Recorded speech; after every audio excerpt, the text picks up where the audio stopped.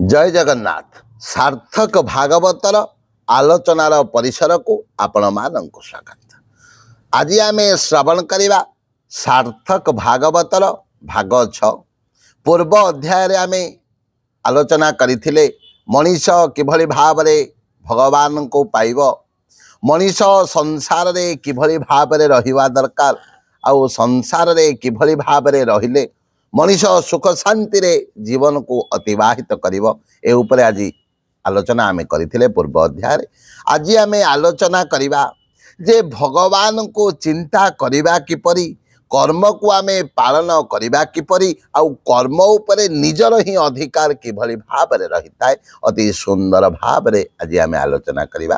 ताहले भागवत रे जेउ कथाटी अति सुंदर भाव रे रहिछि एवं सार्थक भागवत अति सुंदर भाव रे कहंती कले अज्ञानी मदे न बुझिबे सुजन जनं को हिंसिबे। अज्ञान मदे न बुझिबे सुजन जनं को हिंसिबे।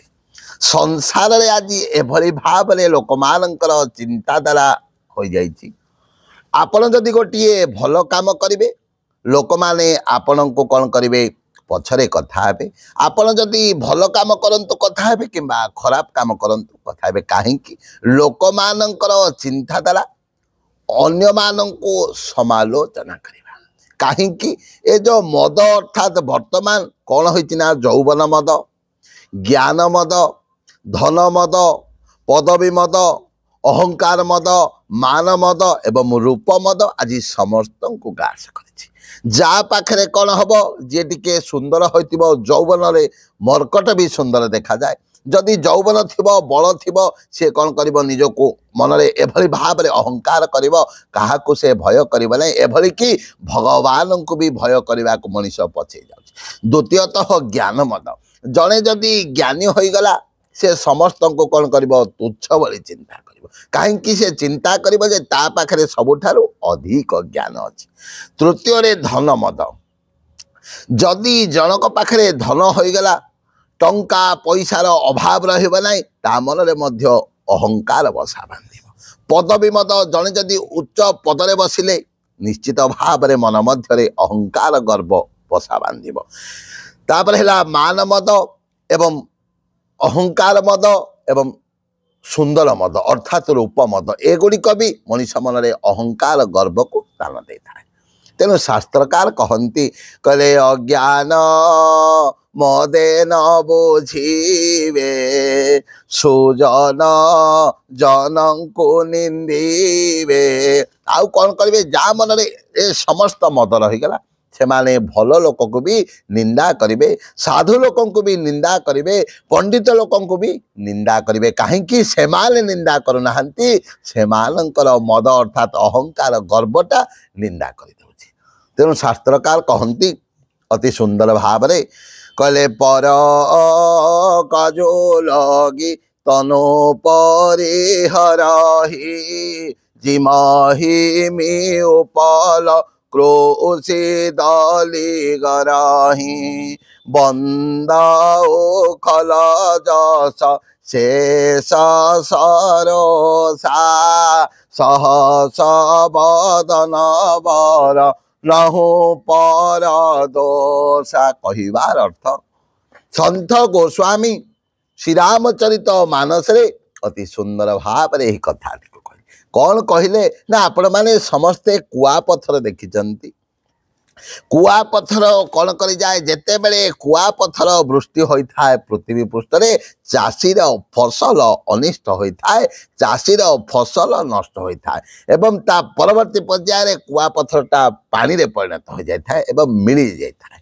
कहिबार अर्थ कुआ पत्थर जेभली भाव रे चाषीर फसल को नष्ट करे एवं निजे कौन करे शेष को नष्ट हो जाए थाए, ठीक से भली भाव रे अज्ञानी लोक माने कौन करती सबु बेले अन्य उपरे दोषारोप करी अन्यर दोष दुर्बलता को देखी से माने निज को कौन करती नष्टिर चरम सीमा रे पहुंचे दी थांती। कहिबार अर्थ संत गोस्वामी ଶ୍ରୀରାମଚରିତ ମାନସର ବାଳକାଣ୍ଡରେ ଅତି ସୁନ୍ଦର ଭାବରେ ଏହି କଥାଟିକୁ କହିଲେ।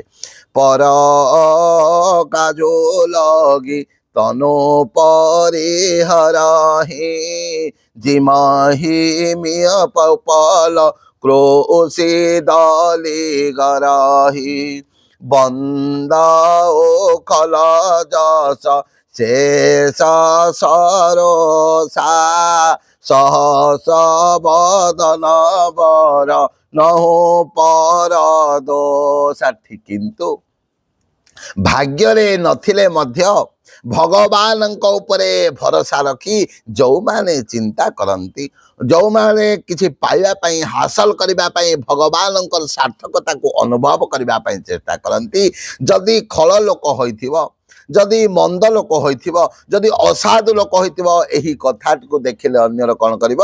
ପଛରେ କଥା ହେବ, ଘୃଣା କରିବ। କିନ୍ତୁ ଯିଏ ଆପଣମାନଙ୍କର ମଙ୍ଗଳ ଚାହୁଁଥିବ, ଯିଏ ଆପଣମାନଙ୍କର ଭଲ ଚାହୁଁଥିବ, ସେ କହିବ ଭଗବାନ ମଙ୍ଗଳ କରନ୍ତୁ, ଲୋକଟା ଚେଷ୍ଟା କରୁଛି ତାର ଶୀର୍ଷରେ ପହଞ୍ଚୁ। ହନ୍ଥ ଗୋସ୍ୱାମୀ ଅତି ସୁନ୍ଦର ଭାବରେ ଏହି କଥାଟିକୁ କହିଲେ। କହିଲେ ଭାଗ୍ୟ ଛୋଟ ଅଭିଳାଷ ବଡ଼, ଆରେ ଭାଗ ଛୋଟ ଅଭିଳାଷ ବଡ଼, କରଉ ଏକ ବିଶ୍ୱାସ পেহই সুখ শুনি সুজন সব খল করে হই উপহাস। ভাগ্য ছোট অভিଳାଷ বড় করহি এক বিশ্বাস। ଆପଣଙ୍କର ଭାଗ୍ୟରେ ନଥିଲେ ସୁଦ୍ଧା, ଆପଣଙ୍କର ଭାଗ୍ୟରେ ଏହା ନଥିଲେ ସୁଦ୍ଧା ଯଦି ଚେଷ୍ଟା କରୁଛନ୍ତି ପାଇବା ପାଇଁ, କାହିଁକି? ମଣିଷର ପୁରୁଷାର୍ଥ ଉପରେ ନିଜର ଅଧିକାର ଅଛି, ମଣିଷର କର୍ମ ଉପରେ ନିଜର ଅଧିକାର ଅଛି। ଶାସ୍ତ୍ରକାର କହନ୍ତି, କହିଲେ ଏଣୁ ନିଜ କର୍ମକୁ କର ନମସ୍କାର, କର୍ମର ଉପରେ ନାହିଁ ପ୍ରଭୁ ଅଧିକାର। ଭଲ ଭାବରେ ଟିକେ ବୁଝିବା ପାଇଁ ଚେଷ୍ଟା କରନ୍ତୁ। ଶାସ୍ତ୍ରକାର କହନ୍ତି କର୍ମ ଉପରେ ନିଜର ଅଧିକାର ଅଛି, ପୁରୁଷାର୍ଥ ଉପରେ ନିଜର ଅଧିକାର ଅଛି। ଆମେ କେଉଁ କର୍ମ କରିବା ସେହି ଚିନ୍ତା କରିବାର ଶକ୍ତି ଆମକୁ ଭଗବାନ ଦେଇଛନ୍ତି। ତେଣୁ ଆମେ କର୍ମ କରିବା ପୂର୍ବରୁ ଭଲ ଭାବରେ ଧର୍ମ ଭାବନାକୁ ଚିନ୍ତା କରି କର୍ମ କରିବା ଆବଶ୍ୟକ।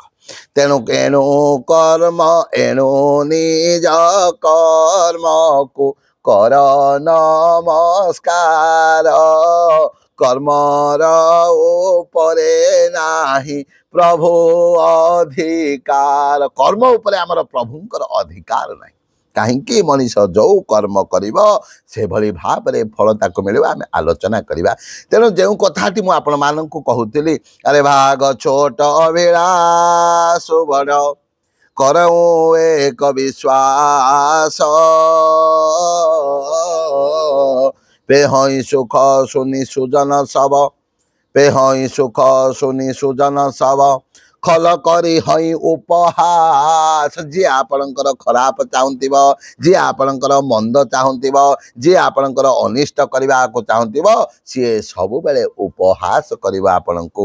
ତେଣୁ ତାଙ୍କ ଉପହାସ ଦ୍ୱାରା ଆପଣଙ୍କର ମଙ୍ଗଳ ହେବ। ଏକଥା ମୁଁ କହୁନାହିଁ, ଏକଥା ସନ୍ଥ ଗୋସ୍ୱାମୀ କହୁଛନ୍ତି, ଆଉ ଶ୍ରୀରାମଚରିତ ମାନସ ମହାନ ଗ୍ରନ୍ଥରେ କହୁଛନ୍ତି।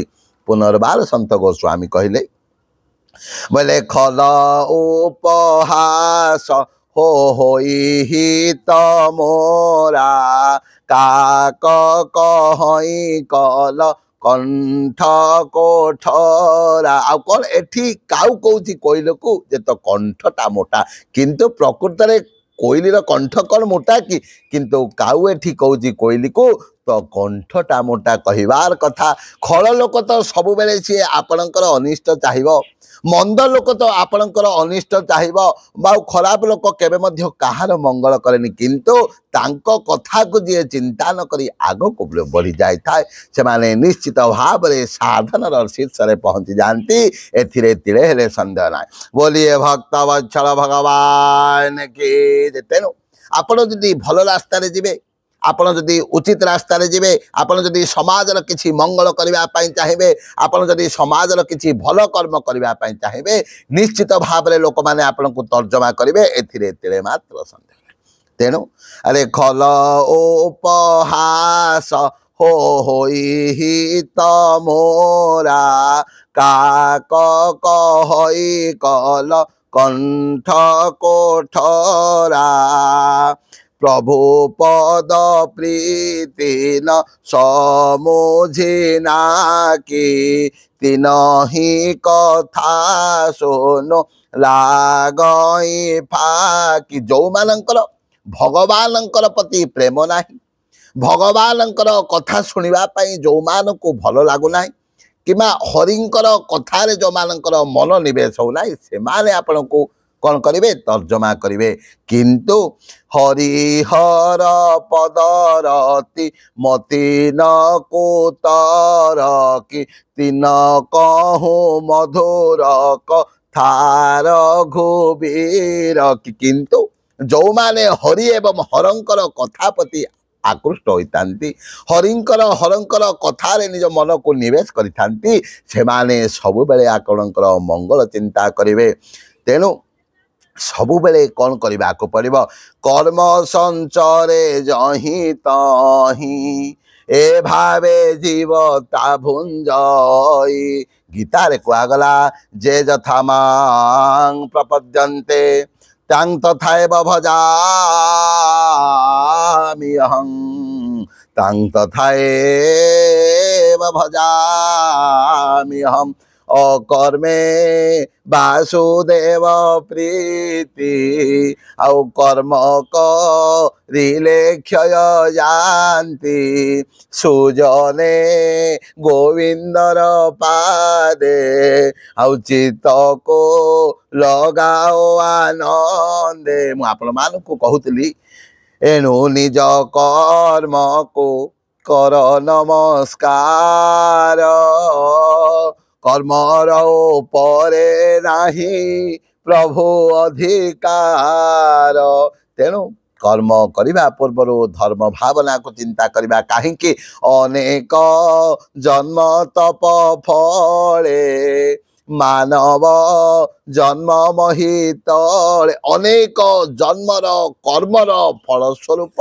आमको संसार रे जन्म हवा को पड़ी आउ सही कर्मर फलस्वरूप मनीष दुख सुख धनी गरीब भाव रे ए धरा पृष्ठ रे जन्म लाभ करिथाय कहिबार अर्थ जो कथा श्रीमद् भागवत कहउचंती कर्मे संचरे जही तही ए भावे जीवता भुंजई ए जो संसार रे आमे दुख सुख भोग करूचे धनी गरीब भाव रे मनीष जन्म होची भल दुख कष्ट भोग करूची ए सबु तार पूर्व जन्मर कृत कर्मर फल तेणु कहिबार अर्थ मधुर विनय वचन आह कही तो शिव प्राणी मन अकर्मे वासुदेव प्रीति आउ कर्म करिले क्षय जानती अकर्म अर्थात अशेष कर्म जो कर्म द्वारा अन्यर मंगल हेउथिबो निजर मंगल हेउ किंबा न थाउ एहा समाज पाई मंगलदायक होइथिबो अन्य पाई मंगलदायक होइथिबो सेही कर्मटी आमे जदि करिबा ताहले भगवानक पाखरे आमे निश्चित भाव रे भल भाव रे पहुंची पारिबा फल आशा त्याग सोर्भ करते रही है जाहि विधि राखेरा ताही विधि रही है श्री राम जय जय जय राम श्री राम जय जय जय राम आउ कौन करवा ना तुणादपि सुनीचे न तरुरेव सहिष्णुनाम अमानिना मानते न कीर्तनीय सदा हरि तुणादपि सुनीचेन तरुरेव सहिष्णुनाम अमानिना मानदेन कीर्तनीय सदा हरि निज को तृण भली रक्षा करिवो कौन ना गछ कौन करुची लोक को छाई दउची फल दउची ଅମ୍ଳଜାନ ଦଉଛି ଏବଂ ଲୋକମାନେ ଶେଷରେ ସେଇ ଗଛକୁ ହାଣି କ'ଣ କରୁଛନ୍ତି, ଚୁଲି ଜାଳ କରୁଛନ୍ତି। କିନ୍ତୁ ଗଛ କେବେ କହେନି ଯେ ମୋତେ କାହିଁକି କଷ୍ଟ ଦଉଛ। ତେଣୁ ତୃଣାଦପି ଶୁଣିଚେନ ତରୁରେ ଏବଂ ସଂସ୍କୃତ, ଆଉ ତରୁ ଭଳି ସହିବାକୁ ପଡ଼ିବ। ତୃଣାଦପି ଶୁଣିଚେନ ତରୁରେ ଏବ ସହିଷ୍ଣୁନାମ ଅମାନିନା ମାନ ଦେନ। ନିନ୍ଦା କରୁ କିମ୍ବା କିଏ ପ୍ରଶଂସା କରୁ, ଭଲ କିଏ କହୁ କିମ୍ବା ଖରାପ କହୁ, ଆଉ କୀର୍ତ୍ତନୀୟ ସଦାହରି ସମସ୍ତ କର୍ମ ମଧ୍ୟରେ ଭଗବାନଙ୍କୁ ଯଦି ଦେଖିବା, ଭଗବାନଙ୍କୁ ଯଦି ଚିନ୍ତା କରିବା, ତାହେଲେ ଏ ସଂସାର ରୂପକ ସାଗରରୁ ନିଶ୍ଚିତ ଭାବରେ ପାରି ହୋଇଯିବା, ଏଥିରେ ତିଳେ ମାତ୍ର ସନ୍ଦେହ ନାହିଁ। ଜୟ ଜଗନ୍ନାଥ। सर्वे भवन्तु सुखिनः, सर्वे सन्तु निरामया, सर्वे भद्राणि पश्यन्तु मा कश्चित् दुःखभाग् भवेत्। हरिः ओम शान्तिः।